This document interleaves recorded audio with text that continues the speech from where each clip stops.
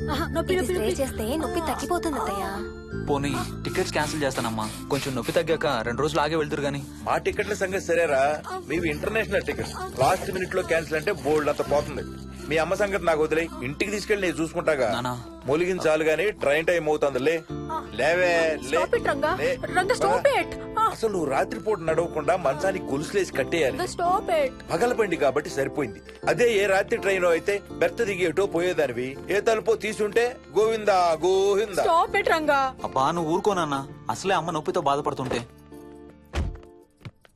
Bye Mohini, అక్కడ flight దిగాక phone చెయ్యమ్మా. అలాగే అత్తయ్య. బుచ్చయ్య అయ్యా. వస్తాం.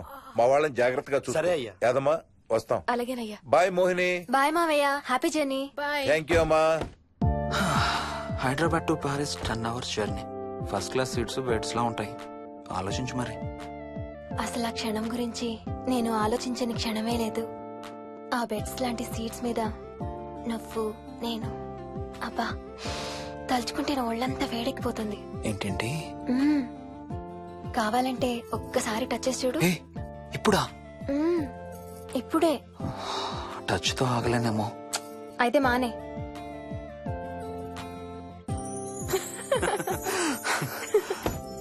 రేయ్ తొందరగా రారా, టైం అవుతుంది. సరే వెళ్ళు, నేను ప్యాకింగ్ స్టార్ట్ చేయాలి. ఆ, ఇవాళ ఏం కలరు? Stop it Harsha. అయ్యో. రోజు పొద్దున్న ఏం తింటావు? ఇడ్లీ. రోజు ఇడ్లీనా? ఇంకేం తినవా? అవును డాక్టర్, ఎప్పుడు ఇడ్లీయే కావాలంటాడు. అప్పుడప్పుడు కాన్ఫ్లెక్స్ తింటాడు. ఇటు తిరగమ్మా. రోజు పాలు తాగుతావా? పాలంటే నాకు ఇష్టం లేదు. పెరుగన్నా తింటావా? పెరుగు కూడా నాకు ఇష్టం లేదు. అయితే ఏమిష్టం నీకు? చాక్లెట్స్. ఆ, ఇదిగో తీసుకో. ఇంకోటి ఇస్తారా అంకుల్? మా తాతయ్య కూడా ఇవ్వాలి. అవునవును మర్చిపోయాను. ఇదిగో. Thank you. ఇంతకీ మీ తాతయ్య ఎక్కడున్నారు? బయటే కూర్చున్నారు. సరే అయితే వెళ్ళి మీ తాతయ్యతో ఆడుకో. Sir thank you. మీకు మీ బాబు గురించి చెప్పే ముందు నేను ఈ మధ్య డీల్ చేసిన ఒక కేసు గురించి మీకు చెప్పాలి. ఈ అమ్మాయి పేరు కల్పన. ఇప్పుడు 18 ఏళ్లు. తనకు 10 ఏళ్ల వయసులో నా దగ్గరికి తీసుకొచ్చారు. రాయడానికి చదవడానికి బాగా ఇబ్బంది పడేది. 10th స్టాండర్డ్ 3 సార్లు అన్ని సబ్జెక్ట్స్ లో ఫెయిల్ అయింది. తనకి చదువు రాదనే డిప్రెషన్ తో ఆత్మహత్య కూడా ట్రై చేసింది. అలాంటి అమ్మాయి సడన్ గా ఒక రోజు పుస్తకాలు తీసుకుని రూమ్ లోకి వెళ్లి గంటలు గంటలు చదవడం స్టార్ట్ చేసింది. 10th స్టాండర్డ్ 96% తో పాస్ అయింది. ఎలాగమ్మా అని అడిగితే వాళ్ళ నాన్నగారు రోజు వచ్చి చదువు చెప్పి హెల్ప్ చేశారంది. నిజానికి ఈ అమ్మాయి నాన్నగారు తను పుట్టకముందే చనిపోయారు. చదువు దారిలో పడ్డాక కల్పనకి వాళ్ళ నాన్నగారు కనబడ్డం మానేశారు. ఈ కేస్ గురించి మాకు చెప్తాను. ఇది కల్పన చిన్నప్పుడు తీసిన ఎక్స్రే. ఇది వికీ ఎక్స్రే.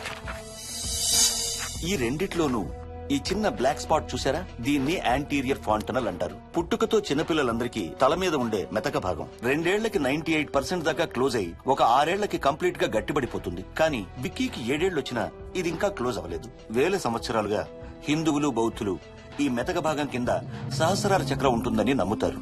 బాడీలో ఉండే అన్ని చక్రాలలో మానసిక ఎదుగుదలకు కావలసిన అతి ముఖ్యమైన చక్రం. ఈ చక్రాన్ని ఒక స్పిరిచువల్ గేట్వే అని కూడా అంటారు. మెడికల్ సైన్స్ కూడా దీన్ని యాక్సెప్ట్ చేసింది.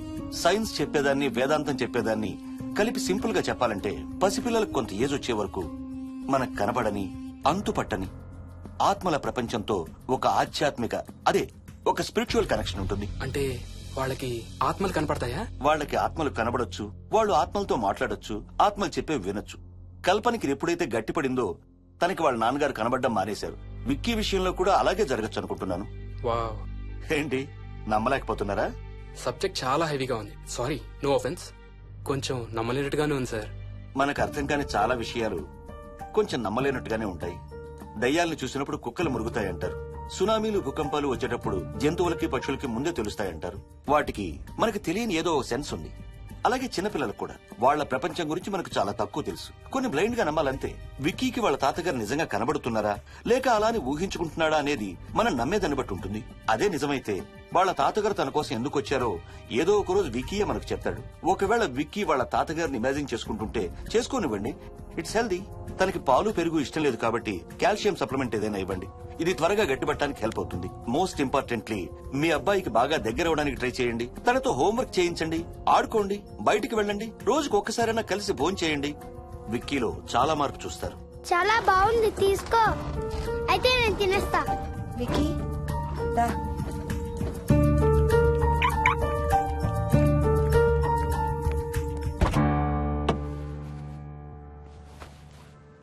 Wiki listen to me carefully. ఇక నుంచి అన్ని ఆటలు మన ఇద్దరమే ఆడుకుందాం. నీకెప్పుడు ఆడుకోవాలనిపించినా నన్ను పిలు, నేనొచ్చి నీతో ఆడతాను. తాతతో గాని రాజుతో గాని ఆడుకోవటం మానేయాలి, అర్థమైందా? తాత అంటే నాకు చాలా ఇష్టం డాడీ. తాత చచ్చిపోయాడు, ఈ లోకంలో లేడు. నువ్వు పుట్టక ముందే చచ్చిపోయాడు, అర్థమైందా?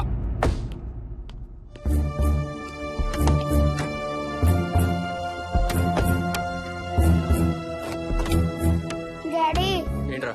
తాత నిన్ను సీట్ బెల్ట్ వేసుకోమంటున్నాడు. రేయ్ నిన్ను తాతన తన్నానా? తాతన తన్నానా? తాతన తన్నానా? Stop it. వాడితో డీల్ చేసే విధానం అది కాదు. కార్తీ, ఇవ్వు, వాడికి బాగా గారం ఇవ్వు. తర్వాత ఏడుస్తావు నువ్వే.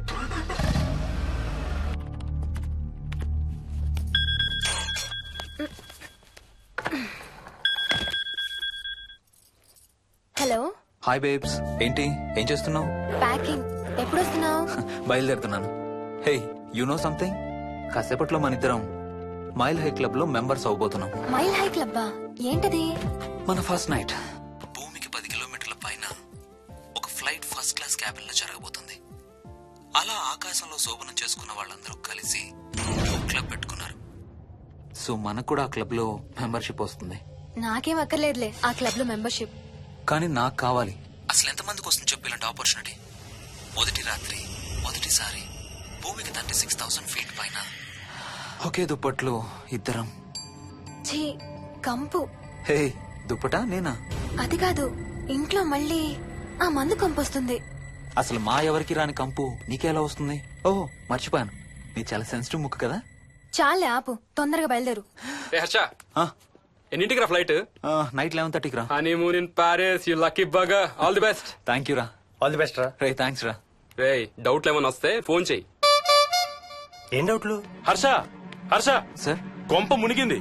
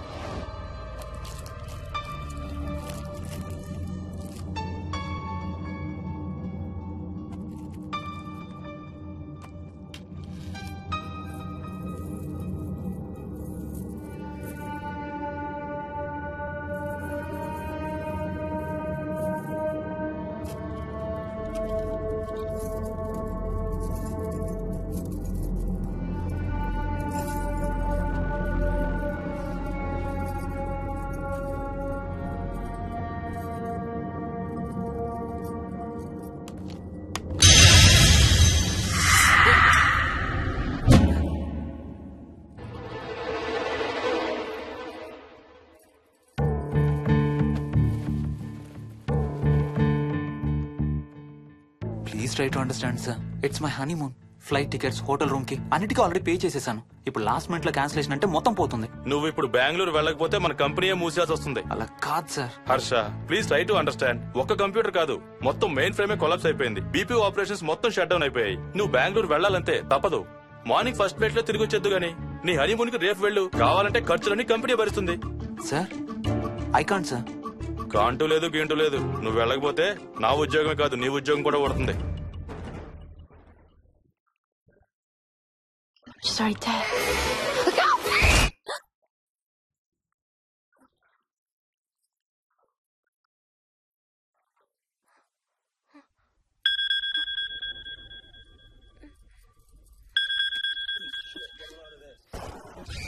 హాయ్. ఏంటి అరుపులు కేకలు? సినిమా చూస్తున్నాను. మళ్ళీ ఇంకో హారర్ సినిమానా? ఏంటి ఇంకా రాలేదు? బ్యాడ్ న్యూస్, మనం ఇవాళ నైట్ వెళ్ళడం లేదు. వాట్? ఏమైంది? బెంగళూరులో సర్వర్స్ అన్ని డౌన్ అట. సో నన్ను అర్జెంట్ గా అక్కడికి వెళ్ళమంటున్నారు. ఎప్పుడు? ఇంకో 2 hours లో ఫ్లైట్ ఉంది. ఇంటికి వచ్చే టైం కూడా లేదు. ఎప్పుడు వస్తావు? మార్నింగ్ ఫ్లైట్ లో వచ్చేస్తాను. మరి మన టికెట్స్? రీషెడ్యూల్ చేస్తాను. రేపు ప్యారిస్ కి ఫ్లైట్ లేదు, ఎల్లుండి ఉంది. అబ్బా, ఆ మైల్ హై క్లబ్ లో ఈ రాత్రికి మెంబర్ అయిపోవచ్చని ఎంత ఎక్స్పెక్ట్ చేశానో తెలుసా? హే, డోంట్ వరీ స్వీటీ. ఏముంది, ఎల్లుండి నైట్ మెంబర్స్ అవుదాం. ఇవాళ నీ కోసం నీ ఫేవరెట్ కలర్ బ్లాక్ వేసుకున్నాను తెలుసా? ఏ, అసలే చిరాగ్గా ఉన్నాను ఇంకా ఉడికించు. Okay baby, I have to go. Sorry, ఒక్కదాన్ని వదిలేసి వెళ్తున్నాను. తొందరగా వచ్చే. నువ్వు మార్నింగ్ లేచేసరికి వచ్చేస్తాను. Okay, love you. Love you, bye.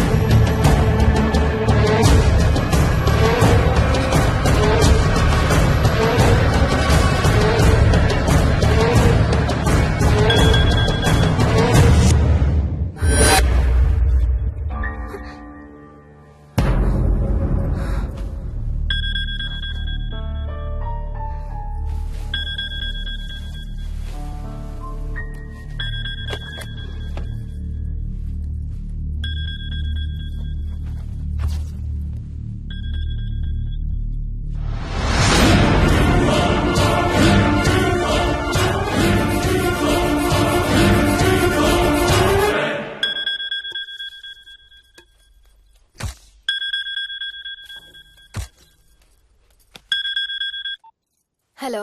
ఏంటి ఫోన్ ఎక్కడ పడేసి పడుకున్నావా? ఏం లేదు, ఊరికే చేశాను. సరే పడుకో. ఏంటి నీ సిచ్యువేషన్? గందరగోళం. లక్కీగా ప్రాబ్లం ఐడెంటిఫై చేశాను. మార్నింగ్ పని అయిపోవాలి. Okay, miss you. Bye. Me too. Bye. Bye.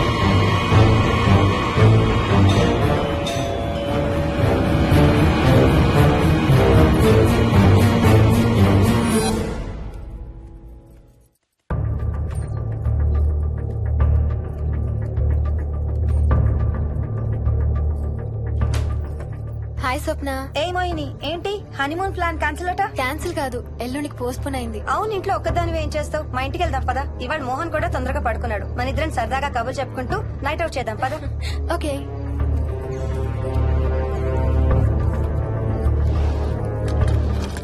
నువ్వు ఫోన్ చేసావా? ఇంకా లేదు. నేను కూడా చేయలేదు. నాకు బాగా ఆకలిస్తుంది. ఏమైనా తిందాం పదా. అలాగే.